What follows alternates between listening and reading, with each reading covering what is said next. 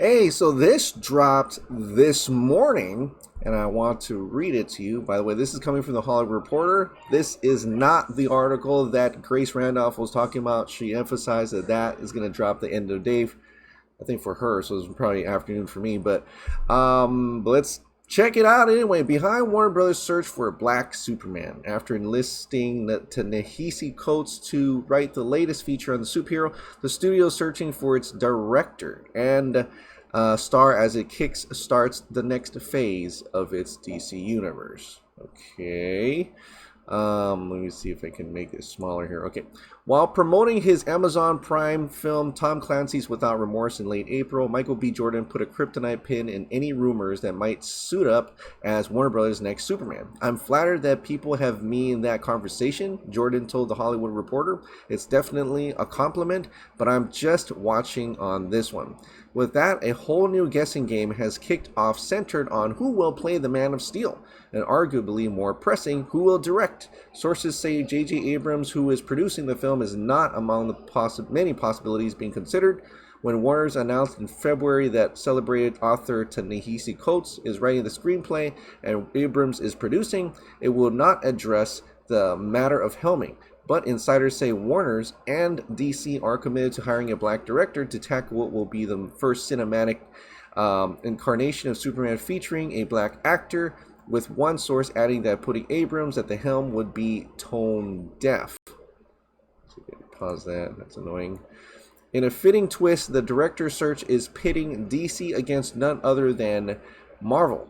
As Warner's looked to fill its Superman vacancy, Marvel is on the hunt for Blade Helmer and is combing through the same list. But the question will come down to what kind of filmmaker Bad Robot and Warner's wants. An up-and-comer who can be backed by Abrams, who knows his way around tentpoles and franchises, or an established filmmaker like a Barry Jenkins or Ryan Coogler.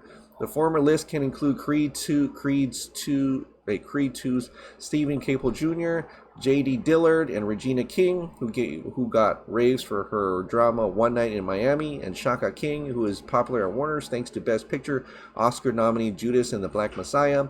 Some potential directors have met with both studios for both films, even as one agent said the process was phenomenally early.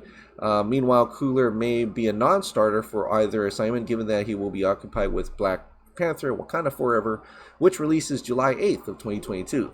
Coates isn't expected to deliver his Superman script until mid-December. Likewise, Marvel isn't rushing with Blade, whose start date was pushed from this September to July 2022, so that studio can spend time working on the Stacey Osei-Kuffour penned script. While the next Superman will likely land with a named director, the star could be relatively unknown, as was the case when Brandon Routh suited up for Bryan Singer's 2006 Superman Returns and Henry Cavill donned the cape for Zack Snyder's 2013 Man of Steel. Neither Superman Returns nor Man of Steel lived up to outsized expectations, with the former earning $391 million worldwide and the latter taking in $668 million. By contrast, James Wan's Aquaman nabbed $1.15 billion in 2018, and Todd Phillips' Joker scored $1.07 billion and multiple Oscars. But establishing a new tone with the launch of the next Superman franchise is key to Warner Bros. DC film future.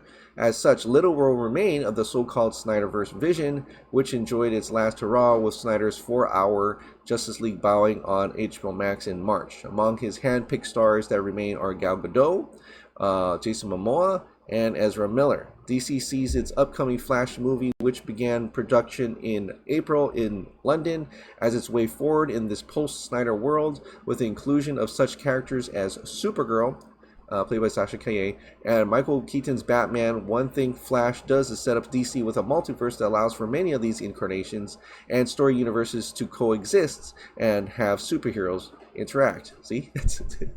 That's so different from what they just said earlier. Oh, we're not going to have a Snyderverse, but we can have all these story universes coexist.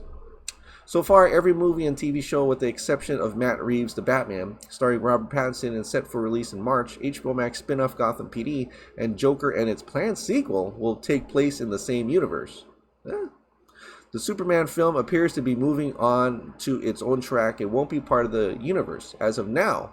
Oh, okay. Sources tell THR that Coates is crafting a Kal-El in the vein of the original Superman comics, and will have the protagonist hail from Krypton and come to Earth.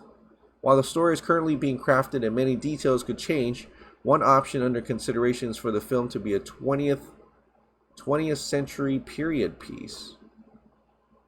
Diversity and representation remain key drivers of the DCM universe.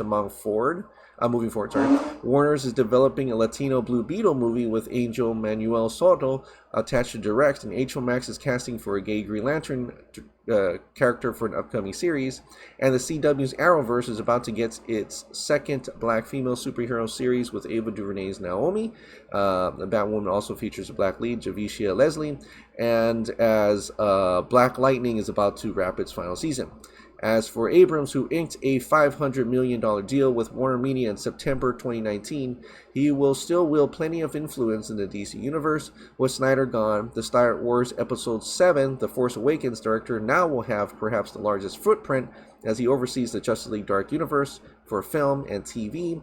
Among the rumored projects is a Constantine reboot for HBO Max. At a minimum, Abrams should be raising hell at DC with the Hellblazer protagonist.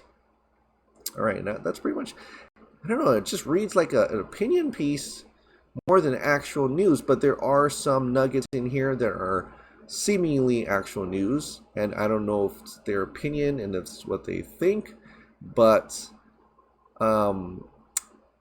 this part's a bad idea. It's going to be crafting a Kal-El in the vein of the original Superman comics. Like, there is so many... Use Calvin Ellis. Use Val Zod. It's right there. It's in the comics. Like, it's right there. They literally have a black Superman. Like, they do. Like, or Steel. I mean, I don't know why they need to change Calvin. In fact, what's interesting is they also said that it's going to be an original Superman outside of the universe. So this is definitely this is like Matt Reeves, the Batman. This is going to be a Superman that it's on its own legs, which also makes you wonder then why the need to keep saying reboot if it's outside the universe. If you're saying it's outside the universe, then that other universe still exists. It doesn't make sense. I don't get it. But it's... and then, like, it just feels like they're really trying to push, like, look, we're inclusive. We've got this going on, this going on, this going on. I don't know. Doesn't seem right at all. I can't wait to see people's reactions on this. This is... I don't think it should be Kal-El. I mean, you can use Calvin Ellis. You can use Val Zod. You can use Steel. But it's its own universe. So that's kind of like, I don't know what to think of this. I think it's like some insider stuff, but there's a lot of other opinions in here of what's going on here and what they should do rather than what they are doing in this kind of sense. So, interesting. But the other nuggets is... apparently, I mean, these are just rumored projects. Constantine reboot, things we've heard before. Even that Joker planned sequel, that was something that we've heard before, what they were, rumored. But a lot of these projects never actually happen, right? Never actually happen. So, I don't know. What do you guys think about this? Let me know down in the comments below. All right, see you next time.